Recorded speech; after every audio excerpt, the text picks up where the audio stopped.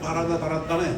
Ang tingin ko, parang tinatakot ng tao, sinasabi niya na kalmado kayo, tapos na, makukulong sila. At malinis na tao, ang ating Pangulo, malinis. Palagi naghuhugas ang kamay. So naghuhugas sila ng kamay, tapos na.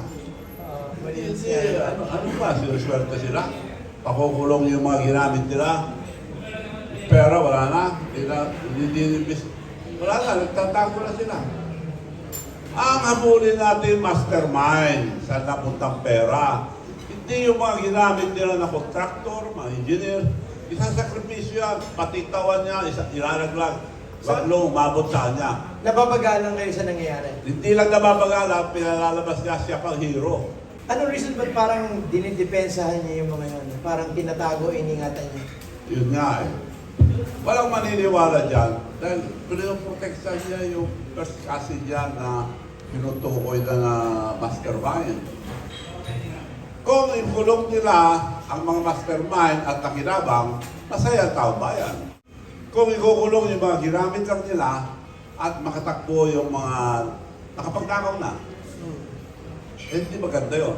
Doon lang sa ni Presidente sa Ilocos Norte, 7 bilyon nandun.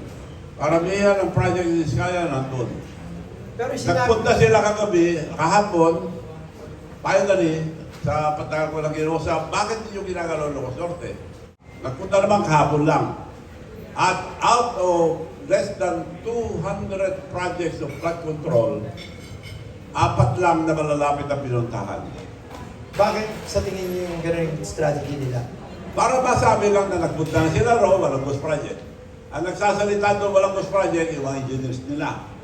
Kaya mga pinanggit, si Presidente mismo nagbanggit, nandun yung mga Vizcaya, ganon-ganon. Pero yung paborito na ng kontraktor, hindi binanggit. Yung mayor ngayon ng Lavac City. So sa tingin niyo... Kontraktor yun, nandun kung ilang bilyon ang binigay sa kanya. Pero hindi binanggit? Hindi binanggit.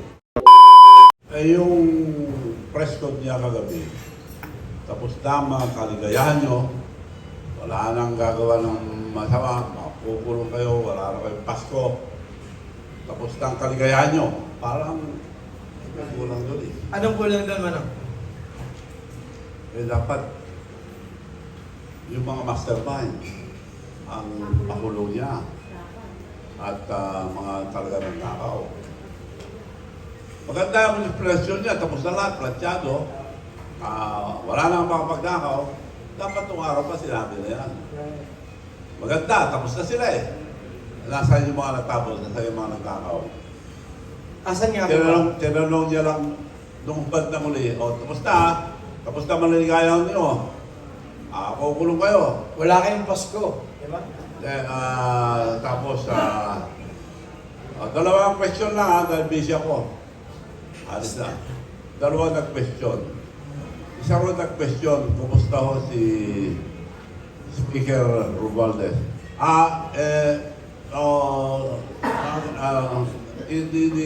Language po daw yan ng ibang bansa. Parang nataranta na eh. Tapos, the Senate, and you know, I'm not a lawyer, but if he's included, yes. I don't know. Pero ano po bang reason bakit I don't know. Anong reason ba't parang dinidepensahan niya yung mga yun? Parang tinatago, iningatan niya? Yun nga eh. Walang maniniwala dyan dahil pinoproteksan niya yung first cousin niya na pinutukoy na mastermind. Kung ikulong nila ang mga mastermind at nakinabang, masaya ang tao bayan.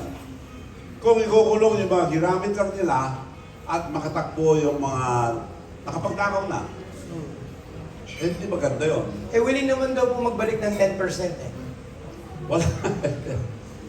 At hinihingi nga, 25%, 30%, 40%. Kung anong sinabi niya, babalik natin. Wala pa.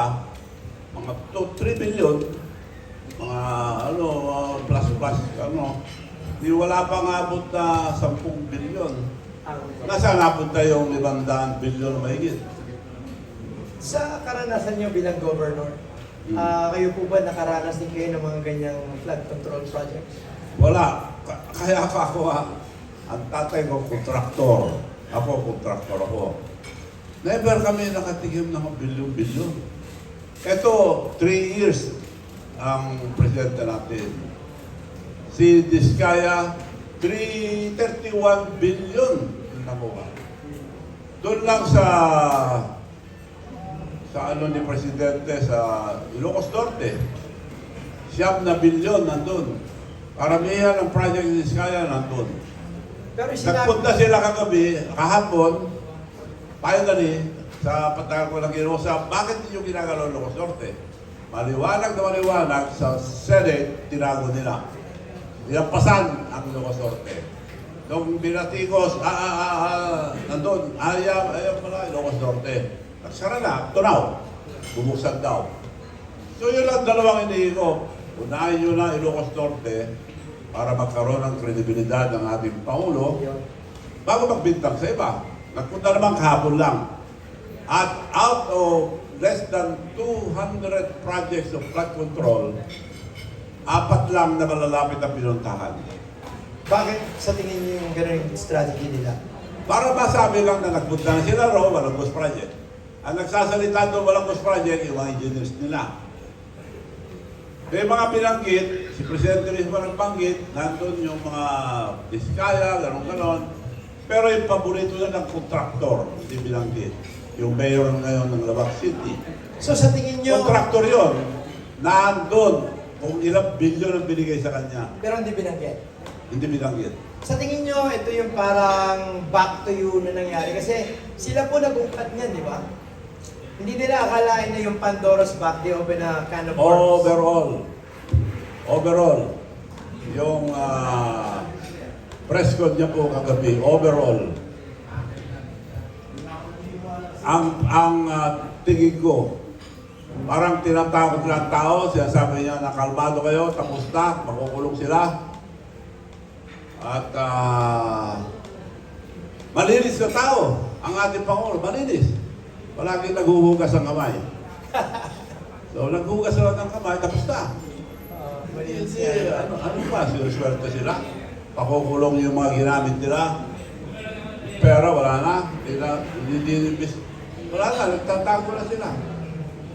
Ang habulin natin, mastermind, saan napuntang pera. Hindi yung mga ginamit nila na kontraktor, mga engineer. Isasakripisyo yan, patitawan niya, ilalaglag. Wag lo, umabot sa kanya. Nababagalan kayo sa nangyayari. Hindi lang nababagala, pinalalabas niya siya pang hero. Hindi. May maglalabas na yan noon eh. Matratrace natin lahat yan. So, sinadya. Yung, mayaman kayo. Alam niya, hindi naabot sa kanya. Privacy ka lahat. Eh, kasama siya eh. Wala ba siyang sense of mind na nagmumukha na siyang ano? Parang tuliro na eh. Parang tuliro na dahil binibintangan lahat ngayon. Kaya, kulang na lang bintangan, sinabi niya, because of the typhoon, because of climate change, kulang nilang pakulong kayo lahat, kulang na lang niyang sabihin, pati bagyo kukulong, pati climate change kukulong. Pero yun lang siya sabi niya eh.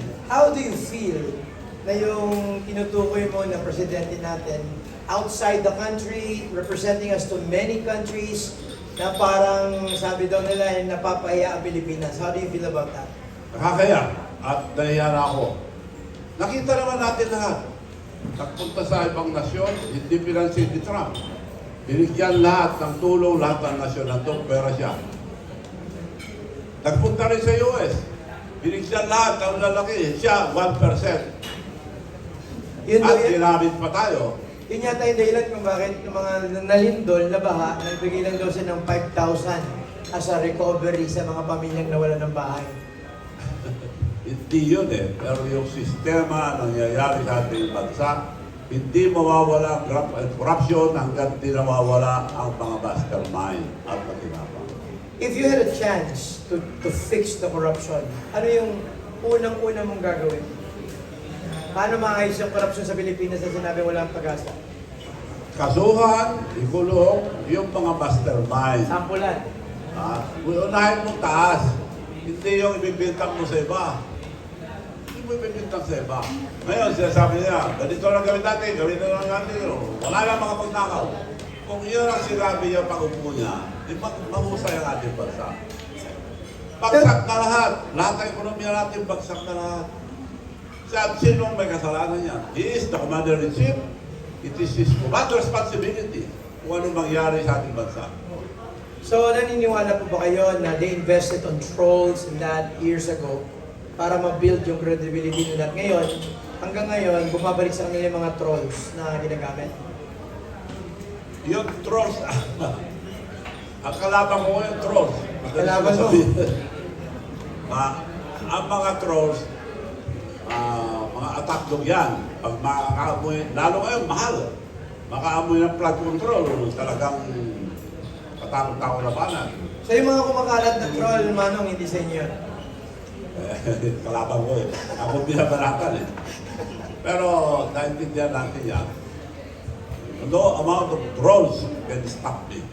Ayun. Sabi nga eh, nasa iyo na lahat. Ang ganda ng buhay mo. Bakit hindi lang kayo magpahinga? Kasi Bakit nga ba, Gov? Hindi ko matiis ang ating kababayan na nagdurusa, umiiyak na ng dugo at lahat. Papasyal ako, manghihinabang, all time, nakikita ko ang nangyari sa ating bansa. I'd rather die in a country than going out namasyal. Kasi marami nagtatanong sa dami ng corruption issues, ngayon ka lang talaga lumabas, lumutang, nagsalita ng ganito ka-bold. Tinatanong nila anong agenda mo. Bakit? Are you running for president? Ang agenda ko, piniloloko tayo eh. So you're not running for president? No. Sinagot na po, hindi ka po sa tatakbo. Dinumura lang yung presidente. Ba't ako tatakbo eh? Makakatulong naman ako na hindi na tatakbo. Oo.